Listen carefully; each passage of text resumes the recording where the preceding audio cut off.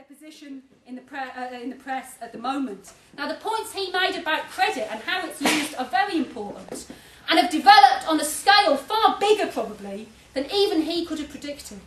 So, if you look back to 1980, then global debt was about equivalent to global gross domestic product.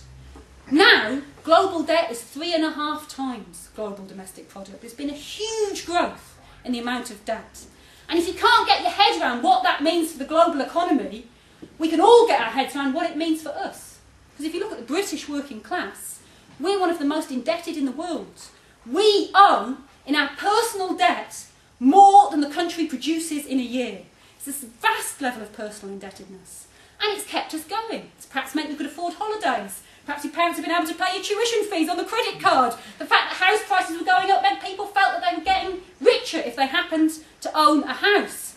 But it's reached its limits, and now it means for all of us, we're not just facing a recession, but we're facing a recession with a massive burden of debt on our shoulders, which means it's going to take a lot longer before people start spending again than would have otherwise been the case. But it's not just on the question of credit that Marx saw what was taking place. It's also on the fundamentals and what's taking place underneath the issue of credit.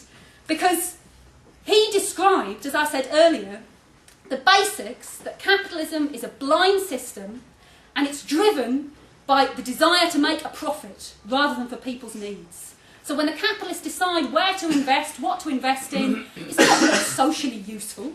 It's purely a question of how they can make a big profit. And the last 20 years are an absolute condemnation of modern capitalism.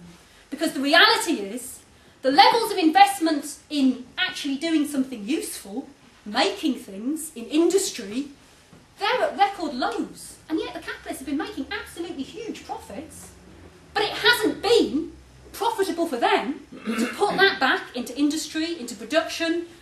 Because even though there are billions of people in the world who don't have the basic necessities of life, those people can't afford to buy them. So there's no profit to be made in producing those things. And effectively, because it isn't profitable for them, then they've gambled on the world stock markets. That's what they've been doing with the money, because that's the basis on which they could succeed in making a profit. Now that relates to some of the fundamental ideas that Marx raised about the nature of capitalism, where he said that one of the fault lines in capitalism is the fact that working class people, all of us who earn a wage, who get by selling our labour, whether it's in an office or in a factory or wherever, we're exploited.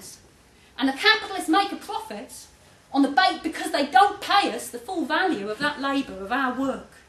But he also said that what that means is that we collectively can't afford to buy back the goods that capitalism produces, that we produce. Now, they get over that for whole periods of time in different ways. They've got over it in the last 20 years with credit cards. So we have been able to afford to buy a lot of what has been produced.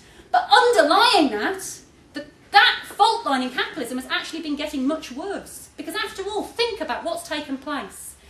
Highly skilled jobs, jobs in industry, they've been moved wherever the capitalists can, abroad, to countries where they can pay workers a much lower wage. And they've been replaced by jobs in Tesco's, in the service sector, and particularly in Britain, and that is the case. And globally, what that means is that wages have been driven down. We're less able, if you like, to buy back the goods that we produce than was the case in the past. Now, they'll get over that through a recession, but that fundamental fault line in capitalism that Marx explained absolutely still applies today.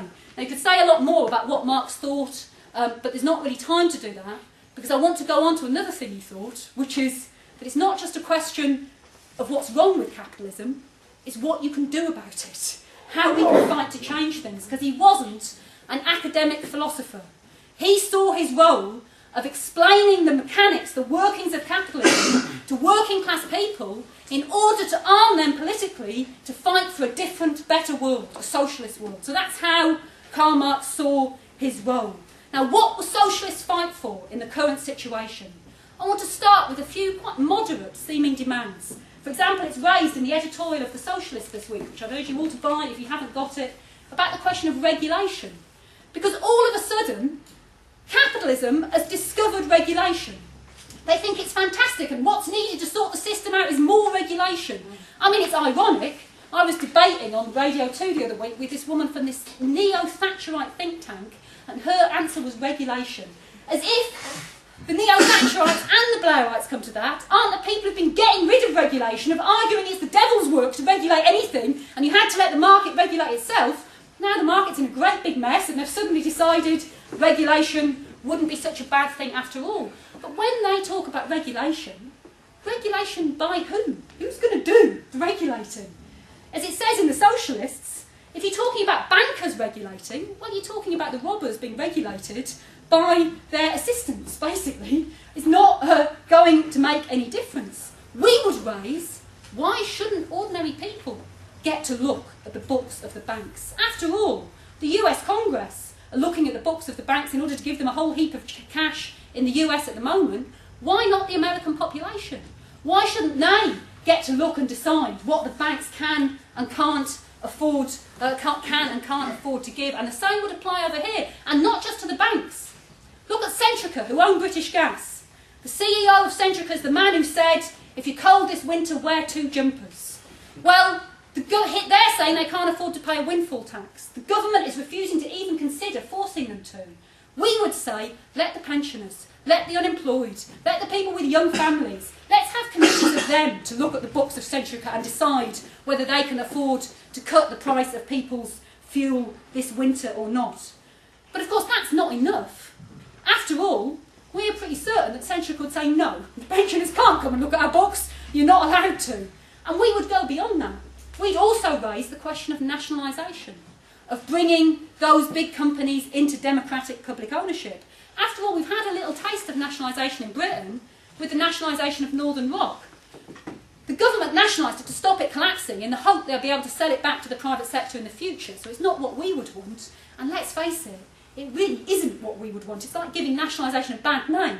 The CEO's a non-dom, so he doesn't even pay any taxes. They've sacked 1/3 of the workforce. And Northern Rock still forecloses on people who can't pay their mortgage before anybody else on the high street. I mean, it's not exactly acting in ordinary people's interests. But why couldn't you nationalise a bank and actually use it to do things differently? Why couldn't you nationalise a bank and say it will provide cheap or no interest loans to young people trying to get through university, provide mortgages at a cheap price on a permanently low rate of interest, say to people who have been threatened with chucked out their homes, we're not going to chuck you out, you can keep your home, you can live there, rather than doing what Northern Rock is doing at the moment. Look at all the money they're spending bailing out the banking system. They could afford to use a nationalised bank to do that. And it's not just the